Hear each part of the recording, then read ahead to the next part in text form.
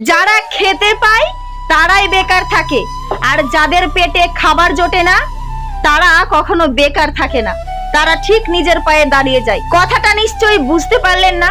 তাহলে একটু ভালোভাবে বুঝিয়ে বলি। একটা জিনিস খেয়াল করে দেখবেন, যে সমস্ত ছেলেরা বাপের হোটেলে খেতে পায়, মানে বাপের টাকায় খেতে পায়, বাপের পয়সায় পেট ভরে যায়, ফুটানি মেরে বেড়ায়, তারা কিন্তু প্রাপ্তবয়স্ক হয়ে যাওয়ার পরেও, মানে ইনকাম করার বয়স হয়ে যাওয়ার পরেও ইনকাম না করেও খেতে পায়।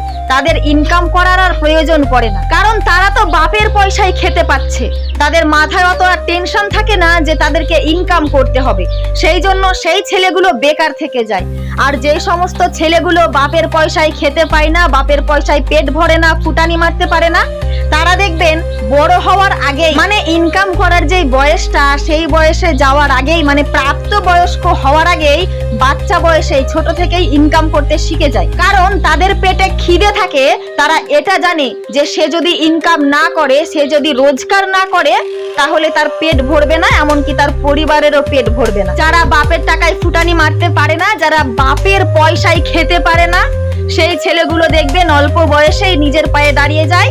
তারা আর বেকার থাকে না, তারা অল্প বয়স থেকেই ইনকাম করতে শুরু করে দেয়, এমনকি নিজের পরিবারের দায়িত্ব নিতেও শুরু করে দেয়।